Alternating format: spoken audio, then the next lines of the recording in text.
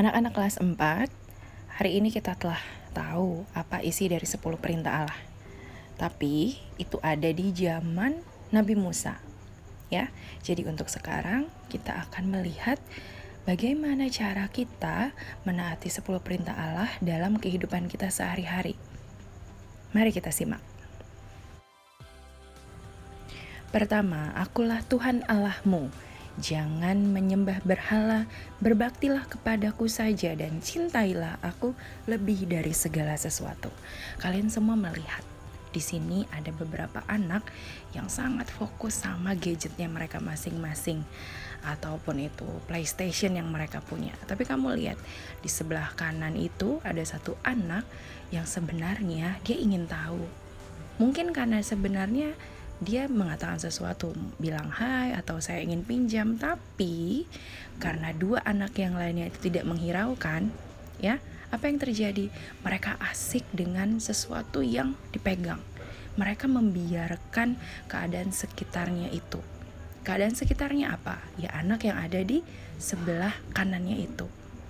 Apa yang dia katakan, apa yang dia sampaikan itu tidak dihiraukan oleh kedua anak itu. Seringkali kita seperti mereka. Kita asik dengan barang yang kita suka, barang yang kita miliki, sehingga kita mengabaikan apa yang ada di sekitar kita. Kedua, jangan menyebut nama Tuhan Allahmu dengan tidak hormat. Nah, ini juga banyak di antara kita ini. Terkadang ketika kita membuat janji, lalu kita tambahkan sumpah demi Tuhan dan seterusnya. Kita bawa nama Tuhan dalam janji kita. Padahal yang terpenting apa? Kita menaati janji itu. Ya, jadi seringkali kita menggunakan nama Tuhan itu tidak pada tempatnya. Yang ketiga, kuduskanlah hari Tuhan. Khusus selama masa pandemi ini kita ditantang. Oke, kita memang tidak boleh pergi ke gereja. Tapi ternyata sebagai manusia, ya, kita punya akal, kita punya pikiran, kita punya cara untuk bisa menghadirkan Tuhan di tengah keluarga kita. Seringkali karena kita tahu ini bukan di gereja, jadi karena ini adalah di rumah kita, lalu kita tidak mau mengikuti misa. Padahal sudah diingatkan, ya, di TV, lalu juga ada siaran dari YouTube, kita diingatkan untuk ambil bagian dalam hari Tuhan. Keempat, hormatilah ibu bapamu. Rasa hormat ini bukan hanya kita tunjukkan dengan memberi salam atau menyapa dan lainnya, ya, tapi lebih dari itu, caranya sederhana. Setiap orang tuamu, mama papamu berbicara, kamu memandangnya, menatap dan menjawab dengan baik. Bukan malah melawan atau justru melakukan dengan terpaksa dan seterusnya. Hal sederhana itu bisa kita lakukan terus-menerus dan itu menjadi tanda bahwa kita juga menghormati kedua orang tua kita. Kelima, jangan membunuh. Perintah ini bukan hanya tentang kehilangan nyawa, tetapi ketika kamu hidup bersama dengan teman-teman, kakak, adik, saudara, sepupu, siapapun yang kamu jumpai, lalu kamu mengejek dia, kamu menghina dia, itu sama saja kamu sedang membunuh karakternya. Orang yang warna kulitnya lain dengan kulitmu, rambutnya berbeda dengan rambutmu, dan lainnya. Ya, itu sama saja membunuh. Sekarang tanyakan pada dirimu sendiri, masihkah aku mengejek teman yang berbeda denganku? Keenam, jangan berzina. Perintah ini juga mengingatkan kita, ya, sebagai anak-anak kita juga tidak boleh melihat sesuatu yang tidak baik. Menginginkan saja kamu berniat untuk melihat sesuatu yang belum tepat di usiamu. Contoh misalnya, kamu iseng, lalu kamu buka rok teman perempuanmu dengan sengaja. Nah, ini contoh yang tidak baik. Dengan kamu melakukan itu, kamu sama saja telah melanggar perintah Allah. rasa hormatmu kepada temanmu sudah tidak ada. Begitu juga sebaliknya untuk kalian yang perempuan. Kamu juga harus menghargai lawan jenismu yang adalah laki-laki. Ketujuh, jangan mencuri. Mencuri bukan saja tentang kepunyaan atau barang seseorang yang kita ambil. Tapi seperti yang terlihat dari gambar ini, ya, kamu lihat ada seorang anak yang berusaha curi hasil jawaban milik temannya sendiri. Itu juga salah satu tindakan mencuri. Kedelapan, jangan bersaksi dusta tentang sesamamu.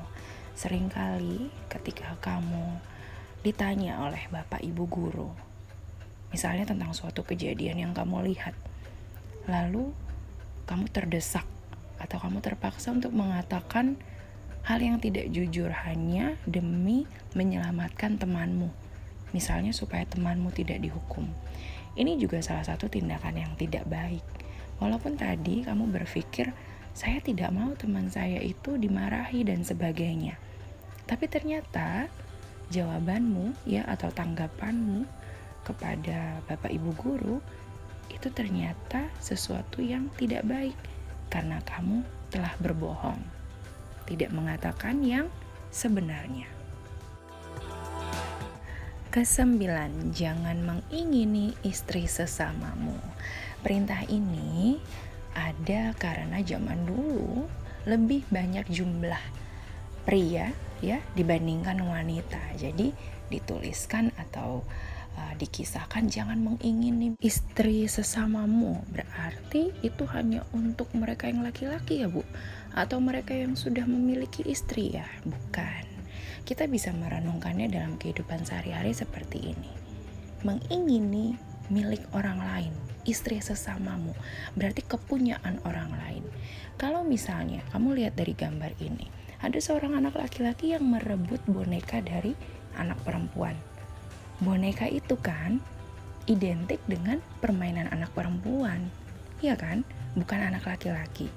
Jadi mengapa kamu harus ambil kepunyaan anak perempuan itu? Kalau memang itu milik anak perempuan, ya jangan kamu paksa untuk ambil. Atau jangan pernah kamu mengingininya. Contoh lainnya, misalnya kamu ingin mainan adik, lalu kamu paksa, kamu rebut, kamu ambil. Padahal kamu punya mainan sendiri. Beda ceritanya kalau kamu meminta izin dulu, lalu kamu dengan adik sepakat, oke, kita akan bertukar atau oke, kita akan bergantian mainan ini. Terakhir, yang ke-10, jangan mengingini milik sesamamu secara tidak adil. Hampir mirip dengan yang 9, tapi ini bedanya kamu lihat dari gambar. Ya, kamu lihat. Di situ ada 2 anak. Mereka sama-sama punya makanan. Tapi anak laki-laki yang berkacamata meminta makanan milik temannya itu. Ya, walaupun kita lihat wajahnya itu sama-sama tersenyum ya. Tapi coba kalian fokus ke makanan mereka, ke kotak makanannya itu. Masing-masing sudah punya. Bahkan anak yang berkacamata itu sudah punya lebih banyak. Bayangkan jika ditambahkan, akan lebih banyak anak yang berkacamata. Padahal Tuhan ingin kita bertindak adil. Kalau adil berarti sama rata, sama rasa, tidak ada yang dirugikan satu sama lain. Itulah arti dari keadilan. Demikianlah pemahaman 10 perintah Allah yang bisa kita lakukan dalam kehidupan sehari-hari.